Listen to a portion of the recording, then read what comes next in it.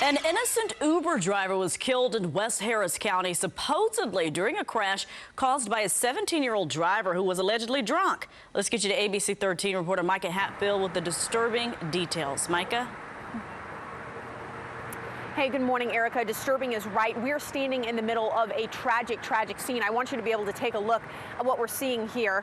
There are at least 3 people taken to the hospital as a result of what happened here. All of them were traveling in different cars. Here's what went down. According to the DA's office, a Harris County deputy attempted to pull over a car. They tell us that driver started driving very erratically, and the speeds during the pursuit reached about 90 miles an hour. At some point on the feeder road of the Katy Freeway near Greenhouse, the suspect did some kind of maneuver in his car that caused the deputy to hit another car not involved in the pursuit. Officials tell us they don't know if the suspect actually struck that car first, but the innocent driver is a rideshare driver who did have a passenger in their car. The rideshare driver died at the hospital. Unfortunately, the passenger was not seriously injured. Meanwhile, the suspect ran across 11 lanes of traffic. The defendant who was driving the car is a 17-year-old male. He had leg injuries, but not severe enough for him to not run across all the main lanes of Interstate 10, and we found him hiding behind the hospital. And you're looking at the car that rideshare driver was driving. Just a tragic scene here. I want to tell you a little more about the suspect. Sean Tier with the district attorney's office told us they do believe that alcohol played a role, and he tells us that they believe they know where this 17-year-old was served, and they will continue investigating that piece of this tragic puzzle. Tier also told us the 17-year-old has a lengthy criminal history. At just 17 years old, he was actually out on bond at the time of this crash. We're told that that was for unauthorized use of a motor vehicle, basically driving a stolen car. And now the district attorney's office plans to charge him with felony murder. Along I-10, Micah Hatfield, ABC 13 Eyewitness News. Just a tragedy out there. Micah, thanks. All right, let's get you caught up now. The latest numbers on COVID-19. Texas reporting another 268 deaths yesterday alone. That death toll now 6,837, according to the state health department. Here in the Houston area, another 24 deaths were reported. Overall, 1,236 of our neighbors have died due to COVID-19 here in Southeast Texas. There are more than 113,000 cases now. Costing taxpayers millions, contact tracing has been touted as an important step to try and stop the spread of COVID-19. Yeah, but we have to ask, it's our job to ask, is this actually worth it? ABC 13's Ted Oberg looking into those numbers.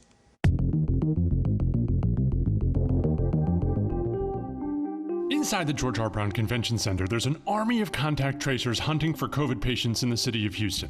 They want to find you and people you know before you infect someone else. It's a great idea, but it's expensive, and it's costing you millions of dollars. It requires a lot of human capital, so of course that costs. And our investigation reveals it's off to a slow start. We're way short of our goal. Missed goals mean more than half of all cases that could be traced aren't even started.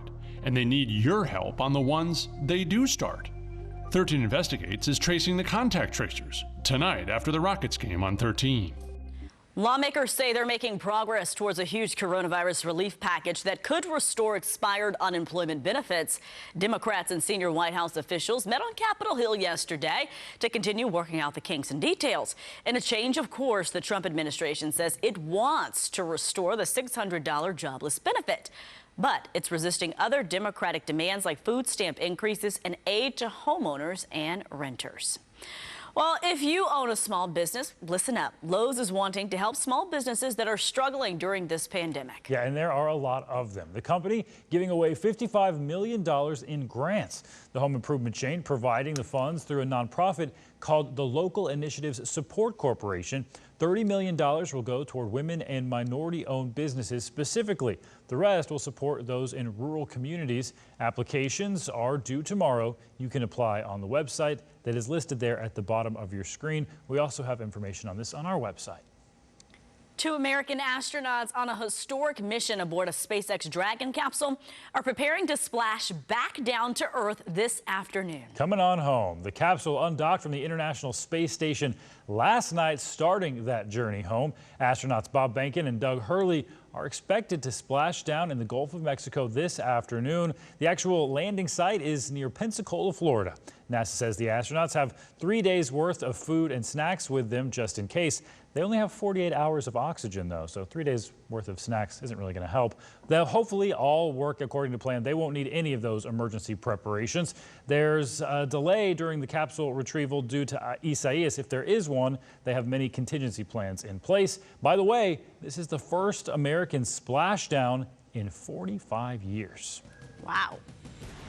Well, over 10,000 utility crews from over 20 states have been deployed to assist in Daytona Beach, Florida. That's in Volusia County, as the area prepares for what's to come with Isaias. The storm is expected to make landfall there in the city, dropping more than 6 inches of rain.